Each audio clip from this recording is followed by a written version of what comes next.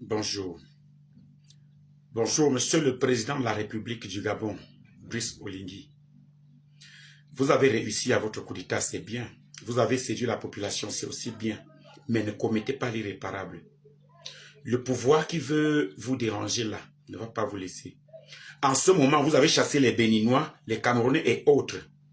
Les Camerounais aussi dans les jardins sont en train de stopper les camionnettes gabonaises qui chargent la nourriture et on verra. On verra vraiment. Parce que dans la vie, les gens, vous pensez que l'essentiel c'est de faire. L'essentiel n'est pas seulement de faire, c'est de bien faire. Au Cameroun, je ne peux pas citer au moins 30 à 40 camionnettes qui se promènent de jardin en jardin pour réunir les vivres frais. Ces vivres frais est rechargé dans les camions à destination Libreville.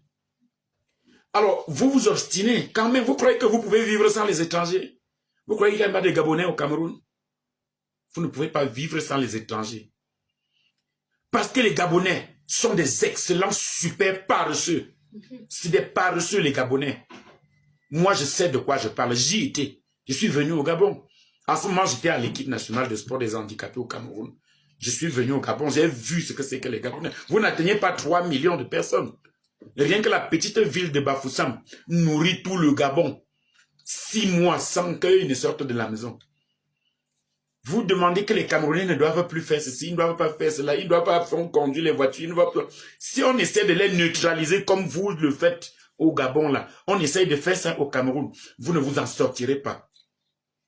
Vous avez fait un coup d'État, vous avez réussi le coup d'État, le public vous a adopté. Je dois en même temps vous rappeler que si d'ici 2 semaines, vous n'avez pas levé, la famine va commencer.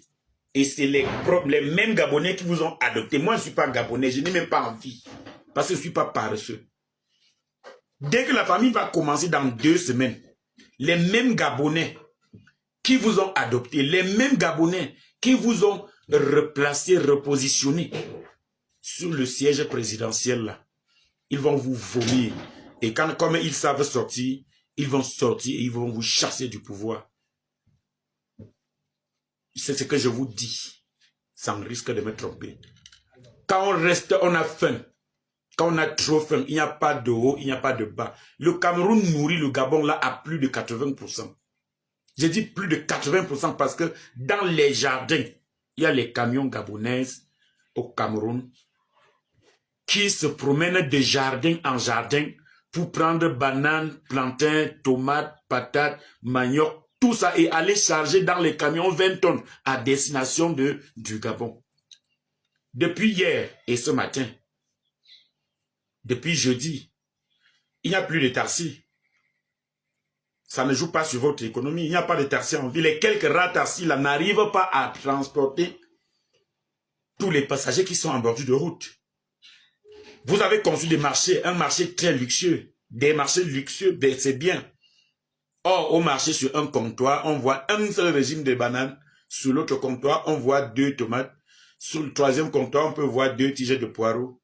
Il y a plus de vendeuses que d'acheteuses. C'est regrettable, hein, Monsieur le Président. N'entrez pas dans le piège qu'il y a dans d'autres pays. N'entrez pas dans le piège qu'il y a dans d'autres pays.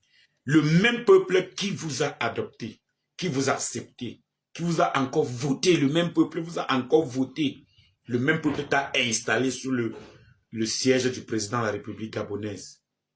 Si vous continuez à prendre ce genre de décisions, le même peuple va vous vomir définitivement. Et vous n'allez plus jamais vous retrouver.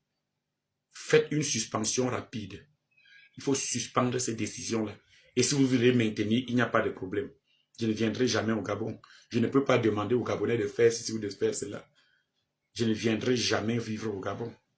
Je suis déjà chez moi, c'est tout. Mais quand un responsable de votre niveau se comporte de cette manière-là, ça fait une erreur monumentale.